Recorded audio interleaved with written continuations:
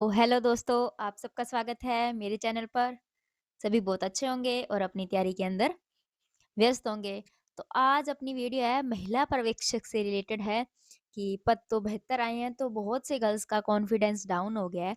तो इसमें भी मैं आपको अपनी एक जर्नी बताऊंगी कि आपको तैयारी करनी चाहिए या नहीं करनी चाहिए, क्या करना चाहिए या अपना थोड़ा स्टेप या रथ को दूसरी तरफ मोड़ लेना चाहिए। तो देखो, पद है 72।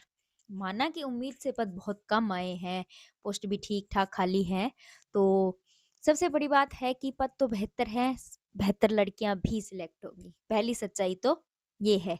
और दूसरी सबसे बड़ी बात है कि ये मायने नहीं रखता है कि पद कम आए तो हमारा सिलेक्शन नहीं होगा। हाँ, थोड़ा ये हो जाता है कि कॉम्पिटिशन का लेवल बढ़ जाता है, पद कम आने से, ये मैं मान सकती हूँ।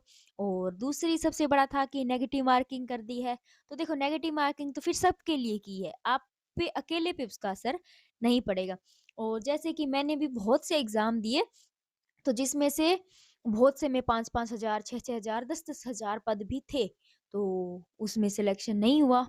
और सही बताऊँ तो मैं जब महिला अधिकारिता में सुपरवाइज़र हूँ ना, तो इसके अंदर 176 पद थे और 142 नॉन टीएसपी से थे।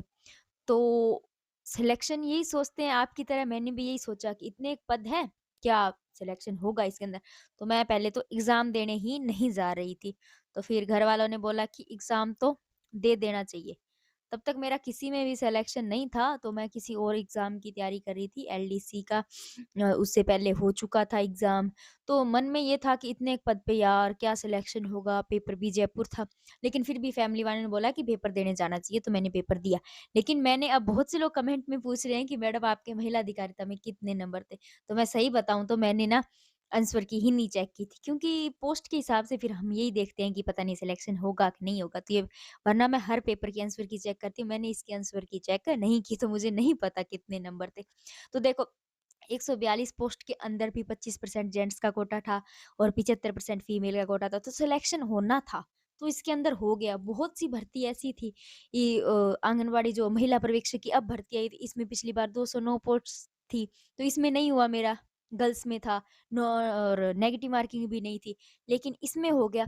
तो देखो, पोस्ट से फ़र्क नहीं पड़ता कई बार कि पोस्ट कम है तो हम तैयारी नहीं करेंगे। हाँ, हालाँकि आप ऐसे कीजिए कि बी पार्ट को एक पर्टिकुलर टाइम दीजिए, 2 घंटे, 1 घंटा, सिर्फ़ इतना ही टाइम दीजिए तैयारी करके। उसके बाद में अब एलडीसी है, अगर 12th वाली दे एलडीसी होगी और ये वनपाल की भर्ती होगी, आगे अब वीडियो की भी आएगी, तो आप इधर तैयारी इनकी भी साथ में रखिए। ऐसे नहीं है कि आप पूरी डिपेंडेंसी इस महिला पर्यवेक्षक पर ही रखें। हाँ, इसकी भी तैयारी कीजिए, इसके साथ बाद में कॉमन सब्जेक्ट जो है उन पर ज़्यादा पकड़ बना लीजिए। तो इस डर में मत रहना कि पद कम है तो हमारा सिलेक्शन नहीं होगा। बहुत से लोग जनरल से भी फाइट कर लेंगे, बहुत सी कैटेगरी की नहीं आई है सीटें, लेकिन आप फॉर्म ज़रूर लगाना।